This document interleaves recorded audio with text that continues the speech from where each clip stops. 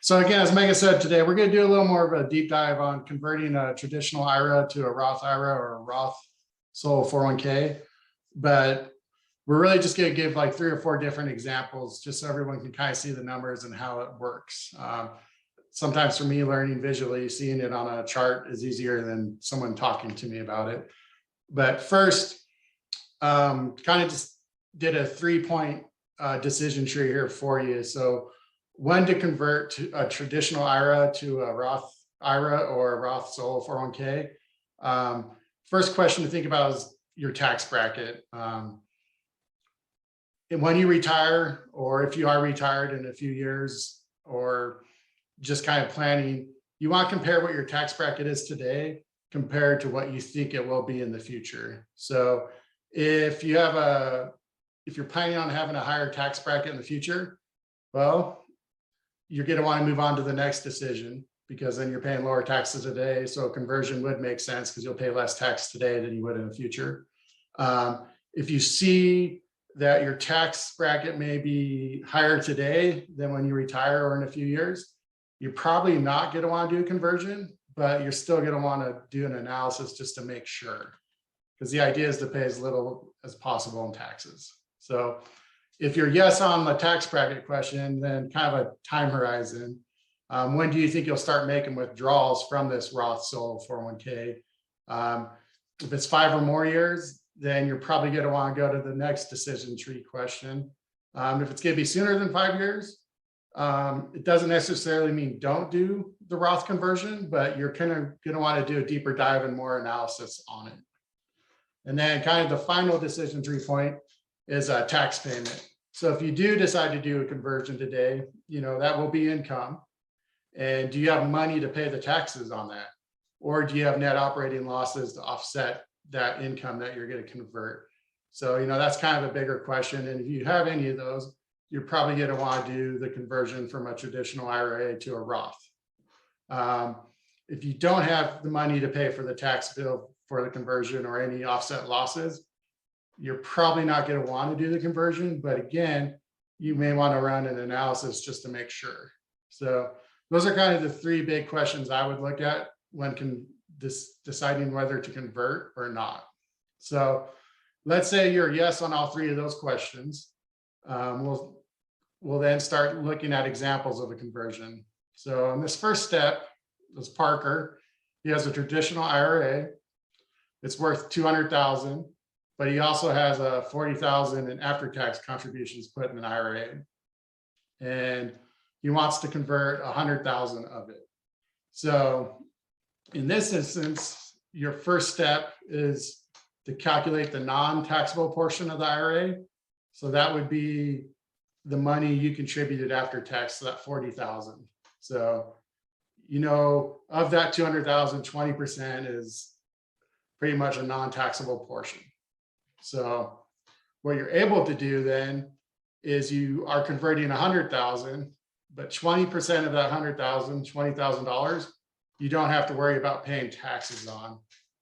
So when you actually do the conversion of 100,000, this 80,000 is what you would be added, is what you'd pay taxes on. That's what would be added to your taxable income. So again, this scenario is kind of rare because most people don't do after-tax contributions, but I wanted to throw it out there as an example. So in essence, of that 100,000, he's going to have to pay taxes on 80,000. Again, using Parker, kind of the same facts as the previous example, but what we added on was he had a net operating loss. So this net operating loss is just a carry forward loss from his sole proprietorship that he has. So what he's able to do, as we see the first couple steps look the same, 20% of that 100,000 is not taxable, but he has a net operating loss of 70,000. So this operating loss can do a dollar for dollar reduction of your conversion. So in step 4, you convert 100,000, 20,000 is not taxable. You have a $70,000 net operating loss. You actually only have to pay taxes then on $10,000. So again, this is where the analysis has to come in to where you can use all 70,000 like this example, but if you're in a lower tax bracket, maybe you use only half of the 70 this year and another half the following year. So that's kind of where you want to run the analysis. But this is an example where the net operating loss is really, really helpful. And here's another example with Sarah. She has a self-employed IRA. It's worth 200,000. Her spouse has 70,000 in income, and her business has a $150,000 net operating loss. And then between her spouse and her, they have about 5,000 in interest and dividend income.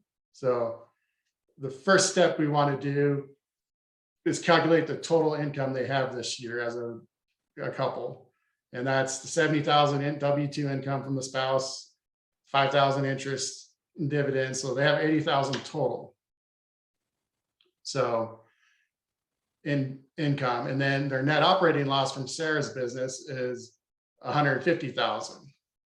So going down to step 3, you have 80,000 in income, 150,000 in net operating loss. You actually have a $70,000 loss on the year.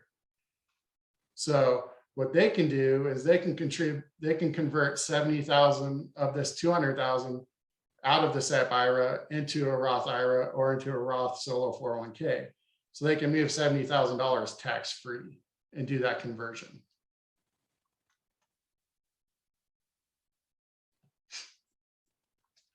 And then I think we have one more example. So same example as before with Sarah, but instead of a net operating loss, she has 150,000 in passive losses.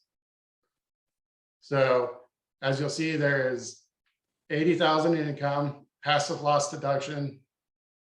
Really, it's zero because passive losses can't be used to offset active income. So in this situation, they do not have the ability to convert any of that $200,000 IRA into a Roth IRA or Roth Solo 401k without paying taxes on it. So what Sarah should do in this situation is, if she's a real estate professional, which is what she would be here with a passive loss, she is not a real estate professional right now.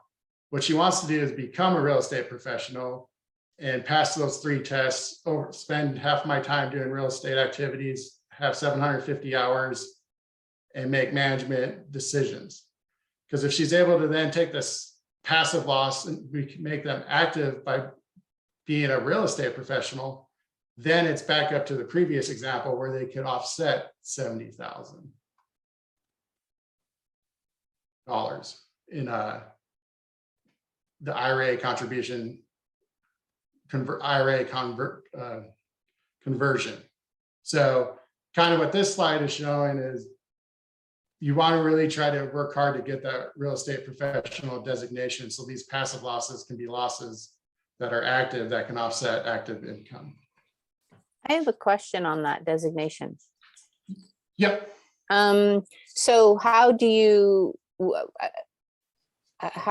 prove the time spent doing that? Does that make sense? Are there particular parameters that denote that, I mean, you've done it or not or whatever? Does that make sense? Yeah. So we had a show on it a few weeks ago, but the main way to prove it is documentation. Whether you make notes on your calendar, whether you just keep a log, but just kind of keeping track of your time to get to that 750 hours. And whether you use your phone, you put meetings on your calendar, let's say 2 hours a day, every Tuesday, Thursday, Friday, just a way to document it and prove it if you do get audited. Okay, great. Thank you. Sorry, I also have a question. I thought as a non-real estate professional, you could deduct 25,000 of loss, passive loss? It depends on your income level. Oh, okay. Okay. Thank you. And the bottom example, as long as you met management criteria, you could theoretically deduct up to 25,000 in this income level because it's under 100,000. But in this situation, I was just trying to show you want passive losses to become active.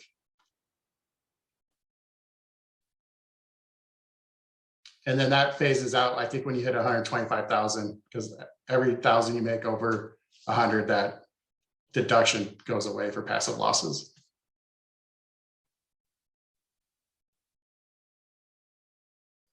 So lately, this is where I've seen a lot of people with net operating losses through their sole proprietorship or LLC doing a lot of the conversions.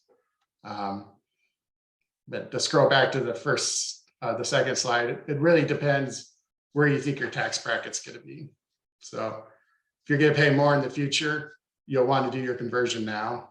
And some people would argue just do the conversion now because you have control of your money and it's all going to be earning a rate of return and you're going to be able to withdraw it tax-free.